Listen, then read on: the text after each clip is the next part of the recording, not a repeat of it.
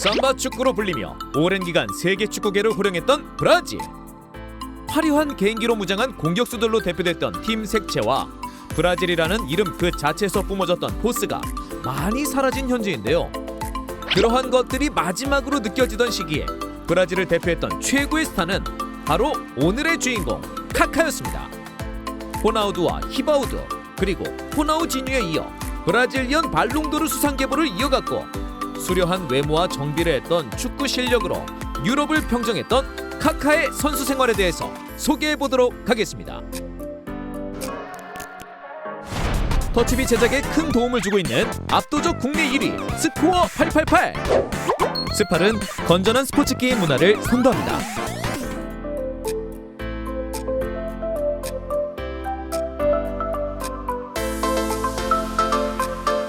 브라질 상파울루 FC에서 유소년 축구를 시작한 카카는 2001년부터 성인팀 계약을 맺고 프로 무대에 데뷔했습니다.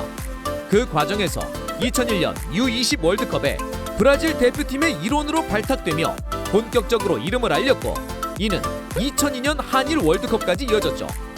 여기서 브라질이 우승하며 아주 어린 나이에 심지어 유럽 무대에 데뷔하기도 전에 월드컵 우승을 경험하게 된 셈인데요.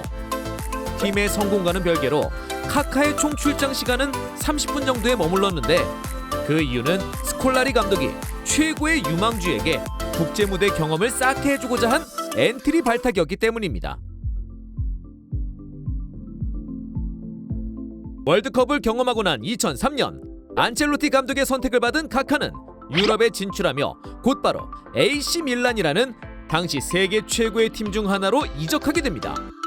판 바스턴, 루드 굴리트, 프랑크 레이카르트, 파울로 말디니, 프랑코 바르시 등 축구 역사상 최고로 꼽히는 선수들을 중심으로 밀란 제너레이션으로 불리며 80년대 후반부터 90년대 중반까지 최고의 전성기를 맞이했던 AC 밀란.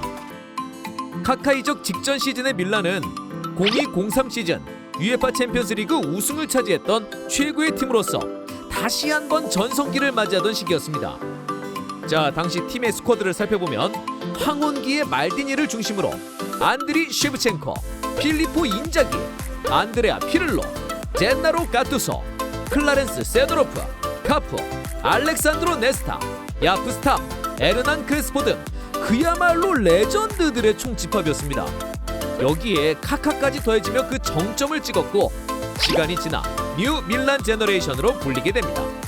이적 첫 시즌부터 카카는 이 스쿼드 속에서 당당히 리그 30경기 10골 4도움이라는 에이스급 맹활약을 펼치며 팀을 세리에 A 우승으로 이끌었고 자신은 리그 MVP를 수상합니다.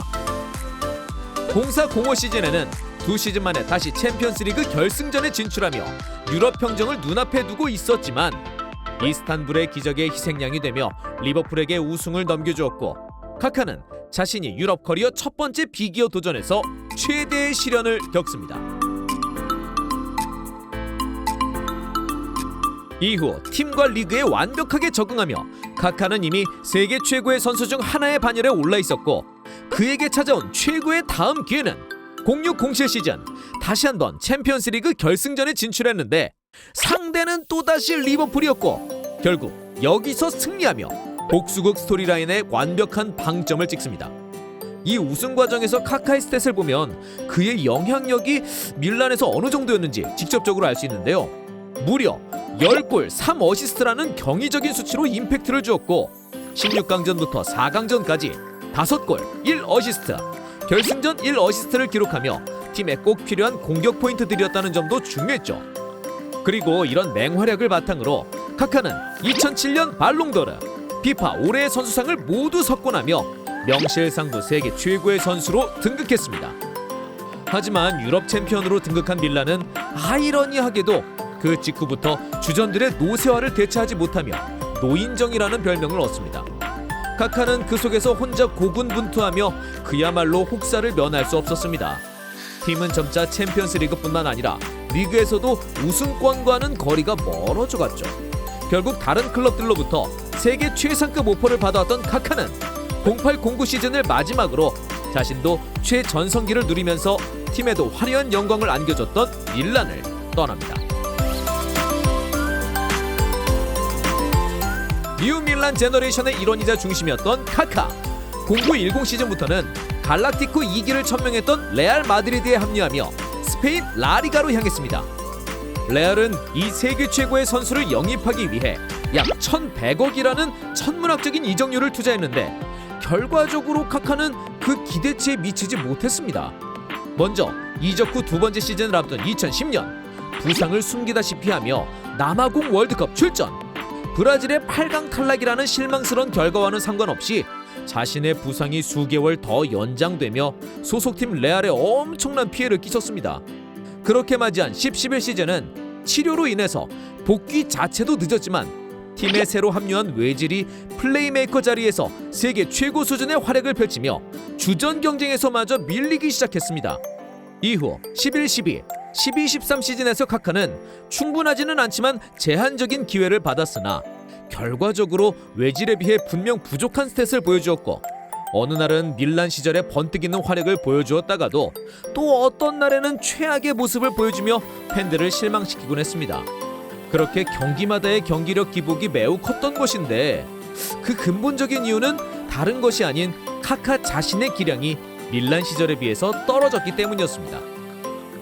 전성기 시절의 카카는 클래식한 플레이 메이커뿐만 아니라 스트라이커를 제외한 공격 진영 어느 포지션도 소화할 수 있을 만큼 슛, 패스, 드리블, 시야 등 모든 공격 능력치를 준수하게 갖추고 있었고 그 덕분에 득점과 도움 모두에서 뛰어난 수치를 기록했습니다. 동시에 187cm라는 신장에서 볼 수 있듯이 피지컬도 뒤처지지 않는 데다 다른 보통의 브라질 선수들과는 다르게 스피드라는 스페셜한 최고의 장점도 가지고 있었습니다. 하지만 레알에서는 혹사와 부상의 여파와 노쇠와 탓인지 장점들이 발휘되지 못했고 축구 지능과 경험에 의지하는 스타일로 바뀌기도 했습니다. 결국 12-13 시즌을 끝으로 레알과 계약 기간이 종료된 카카는 부활을 꿈꾸며 유럽의 친정팀인 AC 밀란으로 향했습니다. 그리고 리그에서 7골 4도움을 기록하는 활약으로 전성기로 돌아왔다는 평가도 받으며 팀과의 궁합이 얼마나 중요한지 보여주기도 했죠. 하지만 한 시즌을 끝으로 가족 문제로 알려진 개인적인 사정에 의해 팀을 떠나 미국 MLS의 올랜도 시티로 향했고 본래의 친정팀인 브라질 상파울루에도 잠시 임대되는 등 2016년까지 선수 생활을 한 뒤 은퇴의 길을 걸었습니다. 우리에게 카카의 이미지는 꽃미남, AC 밀란, 그리고 빼놓을 수 없는 완벽한 사생활 등이 있습니다. 특히 잘 알려진 대로 카카는 독실한 크리스찬이었고 그 어떤 파파라치도 카카의 일탈을 찾을 수 없었을 만큼 완벽한 자기관리를 자랑했죠. 그럴수록 더욱 레알에서의 부진이 안타깝게 느껴지기도 합니다. 하지만 카카는 현재까지 마지막 브라질리언 발롱도르 수상자로서 2000년대 중반을 풍미했던 세계 최고의 선수로 앞으로도 영원히 기억될 것입니다. 지금까지 터치비였습니다.